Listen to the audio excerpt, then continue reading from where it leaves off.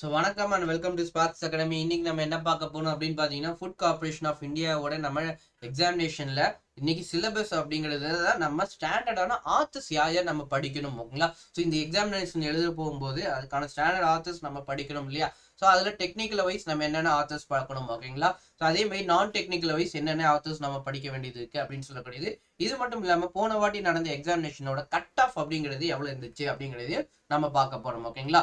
So இது already நம்ம food corporation of இந்தியாவை பற்றி நம்ம ஆல்ரெடி ஒரு வீடியோ ஒன்று போட்டிருந்தோம், ஓகேங்களா? ஸோ அந்த வீடியோ இன்னும் நீங்கள் பார்க்கலாம் அப்படின்னா அதுக்கான லிங்க் பார்த்தீங்கன்னா கீழே டிஸ்கிரிப்ஷனில் கொடுத்துடும். ஸோ அதில் பார்த்தீங்கன்னா எவ்வளோ எக்ஸாமினேஷன், எவ்வளோ வேகன்சி இருக்கலாம், அதாவது சேலரி பேக்கேஜ் எவ்வளோ இருக்கும், உங்களுக்கு எங்கெல்லாம் போஸ்டிங் இருக்கும் அப்படின்னு சொல்கிற டீடைல்ஸ் எல்லாமே இருக்கும். ஸோ இன்னும் அதை பார்க்காதவங்க அதை போய் கிளிக் பண்ணி பார்த்துருங்க, ஓகேங்களா? ஸோ டேரக்டாக போயிடலாம். ஸோ இப்போ இந்த எக்ஸாமினேஷனான எக்ஸாம் பேட்டர்ன் அப்படின்னு சொல்லி பார்த்தீங்க அப்படின்னா மொத்தமாக உங்களுக்கு இது 4 சப்ஜெக்ட் உங்களுக்கு சேர்ந்ததா பேப்பர் 1 அப்படின்னு உங்களுக்கு கொடுப்பாங்க, ஓகேங்களா? ஸோ ஃபேஸ் 1 எக்ஸாமினேஷன் அப்படின்னு சொல்லக்கூடிய பார்த்தீங்க அப்படின்னா மொத்தமாக 4 சப்ஜெக்ட் சேர்ந்த மாதிரி உங்களுக்கு எக்ஸாமினேஷன் இருக்கும். இதில் உங்களுக்கு 100 கேள்விகள் இருக்கு, ஓகேங்களா?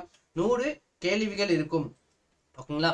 100 கேள்விகள் எழுதுறதுக்கு உங்களுக்கு எவ்வளவு நிமிஷம் கொடுப்பாங்க அப்படின்னு பாத்தீங்கன்னா மொத்தமா 60 நிமிடங்கள் உங்களுக்கு கொடுப்பாங்க, ஓகேங்களா? ஸோ 100 கொஸ்டின் 60 மினிட்ஸ்ல உங்களுக்கு நீங்க எழுதுற மாதிரி இருக்கும், ஓகேங்களா? ஸோ இதுல உங்களுக்கு ஒரு கொஸ்டினுக்கு பாத்தீங்க அப்படின்னா 1 மார்க் அப்படின்னு சொல்லி கேட்பாங்க, ஓகேங்களா? ஸோ இதுல நெகட்டிவ் மார்க் இருக்குங்க. நெகட்டிவ் மார்க் இந்த எக்ஸாமினேஷன் இருக்கு. இது எப்படி எழுதுவீங்க அப்படின்னு பாத்தீங்கன்னா கம்ப்யூட்டர் பேஸ்டு டெஸ்டா இருக்கும், ஓகேங்களா? சிபிடி மோட்ல தான் நீங்க எழுதுவீங்க, ஓகேங்களா? இதுல உங்களுக்கு ஓஎம்ஆர் கிடையாது.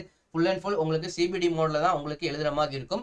இதுல உங்களுக்கு பாத்தீங்க அப்படின்னா 4 செக்ஷனா உங்களுக்கு கொடுப்பாங்க, ஓகேங்களா? ஸோ இந்த 4 செக்ஷனா இருப்பாங்க. ஃபார் எக்ஸாம்பிள் நம்ம எஸ்எஸ்சி எக்ஸாமினேஷன் இல்ல அந்த மாதிரி சிஜிஎல் அந்த மாதிரி எக்ஸாமினேஷன் எழுதுறீங்க அப்படின்னா உங்களுக்கு 3மே கொடுத்துருப்பாங்க. இங்கிலீஷ்ல எபிலிட்டி கொடுத்துருப்பாங்க, ஓகேங்களா? ஸோ அதே மாதிரி ரீசனிங் எபிலிட்டி கொடுப்பாங்க, நியூமெரிக்கல் ஆப்டிடியூட் அப்படின்னு சொல்லி உங்களுக்கு கொடுப்பாங்க. ஸோ இந்த மாதிரி ஜெனரல் ஸ்டடீஸ்னு உங்களுக்கு கொடுப்பாங்கன்னு வைங்களேன். ஸோ அந்த 4மே உங்களுக்கு அட்டன் பண்ணுறதுக்கு 100 கொஸ்டினுக்கு உங்களுக்கு 60 நிமிஷம் அப்படின்னு சொல்லி கொடுப்பாங்க. நீங்க ஃபர்ஸ்ட் வந்து நீங்க நியூமெரிக்கல் எபிலிட்டி அட்டன் பண்ணணும்னு நினைக்கிறீங்கன்னா டேரக்டா நீங்க அங்க போய் அந்த செக்ஷன் ஓப்பன் பண்ணி நீங்க அட்டன் பண்ணிட்டு அப்புறமேட்டு நீங்க இங்கிலீஷ் வந்து எழுதலாம். பட் இந்த எக்ஸாமினேஷன் பொறுத்த வரைக்கும் உங்களுக்கு இப்படி கிடையாது. இது உங்களுக்கு செக்ஷனல் எக்ஸாமினேஷனா இருக்கும், ஓகேங்களா? செக்ஷனல் எக்ஸாமினேஷன்லாம் இருக்கும், ஓகேங்களா? ஸோ செக்ஷனல் அப்படின்னா இப்போ நீங்க இங்கிலீஷ் அப்படின்னு சொல்லக்கூடியதான் உங்களுக்கு ஃபர்ஸ்ட் இருக்கு அப்படின்னா அது நீங்க அட்டன் பண்றதுக்கு உங்களுக்கு 15 நிமிஷம் கொடுப்பாங்க, ஓகேங்களா? ஸோ இதுல 25 கேள்விகள் இருக்கு அப்படின்னா அதை அட்டன் பண்றதுக்கு உங்களுக்கு மொத்தமா 15 நிமிடங்கள் கொடுப்பாங்க. ஒன்ஸ் அந்த 15 மினிட்ஸ் நீ முடிஞ்சிருச்சு அப்படின்னா மறுபடியும் அதை நீங்க ஓப்பன் பண்ணி பார்க்க முடியாது, ஓகேங்களா? ஸோ அப்போ ஒன்ஸ் முடியதான் உங்களுக்கு அடுத்த செக்ஷன் ஓப்பன் ஆகும், ஓகேங்களா? ஸோ இங்கிலீஷ் லாங்குவேஜ் ஒரு 15 மினிட்ஸ் எழுதுனதுக்கு அதுக்கப்புறமேட்டு தான் அடுத்தது ரீசனிங் எபிலிட்டிங்கிறது உங்களால் ஓப்பன் பண்ண முடியும், ஓகேங்களா? ஸோ அப்படிதான் உங்களுக்கு எக்ஸாமினேஷன் நடக்கும், ஓகேங்களா? ஸோ இதான் செக்ஷனல் டைமிங் சொல்லக்கூடியது. அது மாதிரி இங்கிலீஷ் அப்படின்னு சொல்லக்கூடியது செக்ஷனல் டைமிங் 15 மினிட்ஸ் இருக்கும். அந்த 15 நிமிடங்கள்ல உங்களால் எத்தனை கேள்வி அட்டன் பண்ண முடியும்னா 25 கேள்விகள் உங்களுக்கு கொடுத்துருப்பாங்க, ஓகேங்களா? ஸோ ரீசனிங் எபிலிட்டி அப்படிங்கிறது உங்களுக்கு 15 நிமிடங்கள் 25 கேள்விகள். அதே மாதிரி நியூமெரிக்கல் எபிலிட்டிக்கும் உங்களுக்கு 15 மினிட்ஸ் கொடுப்பாங்க, 25 கொஸ்டின் கொடுத்துருப்பாங்க. ஜெனரல் ஸ்டடீஸ்க்கும் உங்களுக்கு 15 மினிட்ஸ் 25 கொஸ்டின்ஸ் உங்களுக்கு கொடுப்பாங்க. ஓவராலா 100 கொஸ்டின்ஸ் உங்களுக்கு 60 மினிட்ஸ்ல உங்களுக்கு கொடுக்குறாங்க, ஓகேங்களா? ஸோ இதான் எக்ஸாமினேஷனோட பேட்டர்ன் அப்படின்னு சொல்லக்கூடியது, ஓகேங்களா?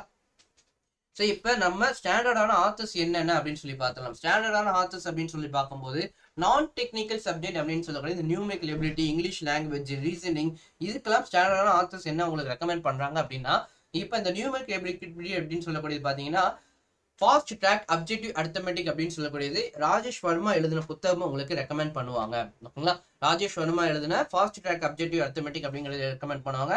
அதே மாதிரி மனோகர் அப்படின்னு சொல்லக்கூடிய எழுதின magical book on quicker maths அப்படின்னு சொல்லக்கூடியது உங்களுக்கு ஸ்டாண்டர்டான ஆத்தர்ஸ் உங்களுக்கு ரெக்கமெண்ட் பண்ணுவாங்க, ஓகேங்களா? ஸோ அதே மாதிரி இங்கிலீஷ் லாங்குவேஜை பொறுத்த வரைக்கும் பார்த்தீங்கன்னா RS அகர்வால் எழுதின quick learning objective general English அப்படின்னு சொல்லக்கூடிய புக், ஓகேங்களா? Quick learning objective general English, ஓகேங்களா? இது உங்களுக்கு எம்சிக்யூ டைப்லேயே உங்களுக்கு புக்ஸ் இருக்கும், ஓகேங்களா? ஸோ அதில் உங்களுக்கு ஈஸியாக கான்செப்டும் இருக்கும், எம்சிக்யூ ப்ராக்டிஸும் இருக்கும் உங்களுக்கு. ஸோ அதுக்கு உங்க இங்கிலீஷ் பார்த்தீங்கன்னா RS அகர்வால் எழுதியிருப்பாரு. இதே மாதிரி நார்மன் அப்படின்னு சொல்லக்கூடிய எழுதுனா வேர்ட் பவர் மேட் ஈஸி, ஓகேங்களா? வேர்ட் பவர் மேட் ஈஸி அப்படின்னு சொல்லக்கூடிய புக்கும் உங்களுக்கு ஈஸியா இருக்கும், ஓகேங்களா? ஸோ ரீசனிங் பொறுத்த வரைக்குமே பார்த்தீங்கன்னா எந்த காம்படிட்டிவ் எக்ஸாமினேஷன் நீங்க எழுதினாலும் ரீசனிங் பொறுத்த வரைக்கும் உங்களுக்கு RS அகர்வாலோட புக்கு தான் ஃபர்ஸ்ட் ரெக்கமெண்ட் பண்ணுவாங்க, ஓகேங்களா? ஸோ அந்த அளவுக்கு ஸ்டாண்டர்டா இருக்கும். ஸோ இது இல்லாமல் உங்களுக்கு இன்னும் கொஞ்சம் அடிஷ்னலா வேணும் அப்படின்னு பார்த்தீங்கன்னா BS எஜ்வாடி அப்படின்னு சொல்லக்கூடிய பர்சன் எழுதின new approach to the reasoning, ஓகேங்களா? New approach to the reasoning அப்படின்னு சொல்லக்கூடிய புத்தகம் உங்களுக்கு ஈஸியா இருக்கும், ஓகேங்களா?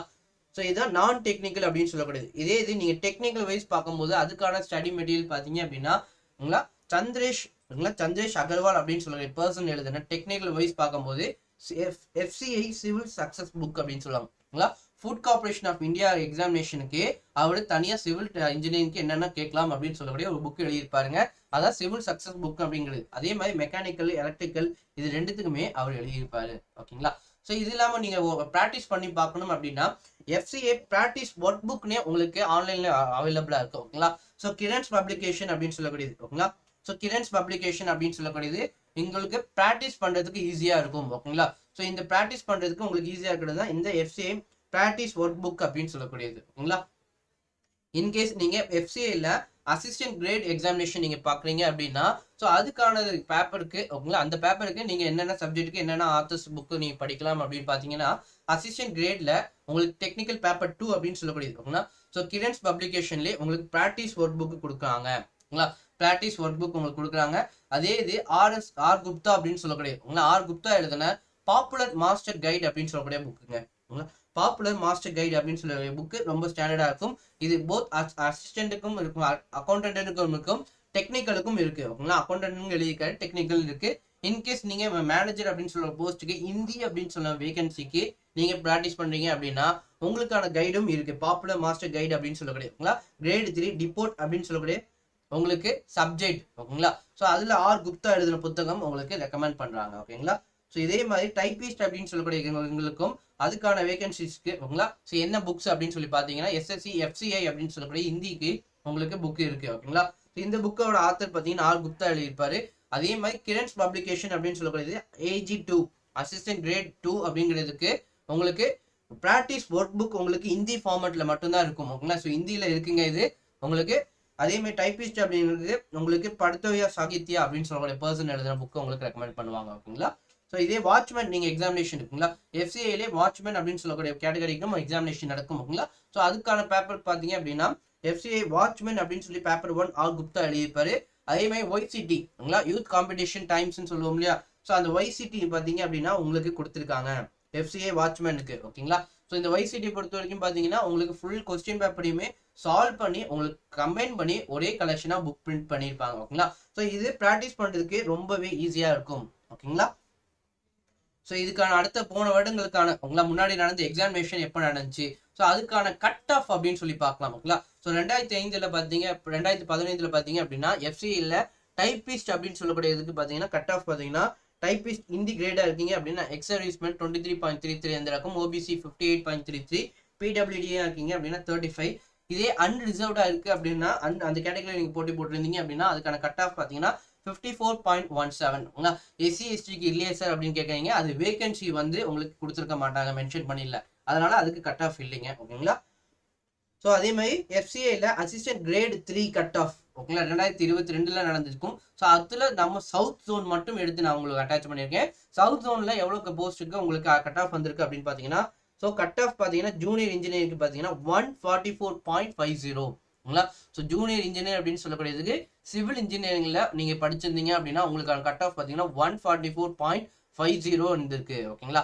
ஸோ அதே மாதிரி அசிஸ்டன்ட் கிரேட் 3 ஓகேங்களா ஜென்ரல் கேட்டகரியில் பார்த்தீங்கன்னா 68 இருந்திருக்கு. அக்கௌண்ட்ஸ் அப்படின்னு சொல்லக்கூடியது 110 ஓகேங்களா 110.75 இருந்திருக்கு. ஓகேங்களா? டெக்னிக்கல் இருக்கும்போது 117 இருந்துச்சு. ஓகேங்களா? ஸோ போன வாட்டி உங்களுக்கு எலக்ட்ரிக்கல் மெக்கானிக்கலுக்கு உங்களுக்கு ரெக்கமெண்ட் பண்ணல. ஓகேங்களா? ஸோ கட் ஆஃப் அதில் கொடுக்கல சவுத் ஜோனை பொறுத்த வரைக்கும். ஓகேங்களா? ஸோ அதே இது டிபார்ட் அப்படின்னு சொல்லி பார்த்தீங்கன்னா 67.25. அது அசிஸ்டன்ட் கிரேட் 3 இந்தியா இருக்கீங்க அப்படின்னா அதுக்கு 100 வேகன்சி 100 கட் ஆஃப் உங்களுக்கு கொடுத்துருக்காங்க. ஓகேங்களா? கட் ஆஃப் மார்க் 100 அப்படின்னு சொல்லி மென்ஷன் பண்ணியிருக்காங்க. ஓகேங்களா? ஸோ அதே இது அசிஸ்டன்ட் கிரேட் 3 கட் ஆஃப் 2019 ஓகேங்களா phase 1 நடந்திருக்கும். ஸோ இதில் வந்து பார்த்தீங்க அப்படின்னா ஜென்ரல் கேட்டகரியில் பார்த்தீங்க அப்படின்னா உங்களுக்கு 65 அப்படின்னு சொல்லி கட் ஆஃப் கொடுத்துருக்காங்க. ஓகேங்களா? அது OBC அப்படின்னு சொல்லி பார்த்தீங்கன்னா 63 உங்களுக்கான கட் ஆஃப் இருந்துச்சு. அண்ட் SC ST அப்படின்னு சொல்லி SC பார்த்தீங்க அப்படின்னா 56 மார்க் உங்களுக்கு கட் ஆஃப்ங்க. அதே STனா 49 உங்களுக்கு கட் ஆஃப் இருக்கும். நீங்கள் ஒரு எக்ஸ் சர்வீஸ்மேனாக இருந்தீங்க அப்படின்னா உங்களுக்கான கட் ஆஃப் பார்த்தீங்கன்னா 45 கொடுத்துருக்காங்க. ஓகேங்களா? இது 2019 நடந்த அசிஸ்டன்ட் கிரேட் 3 கட் ஆஃப்ங்க. ஓகேங்களா? ஸோ இது phase 1க்கான கட் ஆஃப் மட்டும் தான் நான் உங்களுக்கு இப்போ மென்ஷன் பண்ணியிருக்கேன். ஓகேங்களா? ஸோ இதுக்காக உங்களுக்கு மொத்தமாக FCA நடந்த எக்ஸாமினேஷனோட கட் ஆஃப். ஓகேங்களா? ஸோ இது உங்களுக்கு யூஸ்ஃபுல்லாக இருக்கும்னு நினைக்கிறேன். So all the best and thank you. And FCAல நடந்த எல்லா எக்ஸாமினேஷனோட கொஸ்டின் பேப்பர் பார்த்தீங்க அப்படின்னா நம்மள நம்மளோட ஸ்பார்க்ஸ் அகாடமியோட பிளாகர் அப்படின்னு சொல்லக்கூடியதுல உங்களுக்கு எல்லா கொஸ்டின் பேப்பரையும் அட்டாச் பண்ணியிருக்கோம் ஓகேங்களா. ஸோ எல்லா கொஸ்டின் பேப்பரையும் நீ போய் தேட வேணாம், அது எல்லாமே உங்களுக்கு ஒரே இடத்துல உங்களுக்கு ஈஸியாக கிடைக்கும் ஓகேங்களா. ஸோ அந்த லிங்க்கு வந்து பார்த்தீங்க அப்படின்னா கீழே டிஸ்கிரிப்ஷனில் உங்களுக்கு கொடுத்துருவோம். ஸோ அதையும் நீங்கள் டவுன்லோட் பண்ணி யூஸ் பண்ணி ப்ராக்டிஸ் பண்ணுங்க. So all the best and thank you.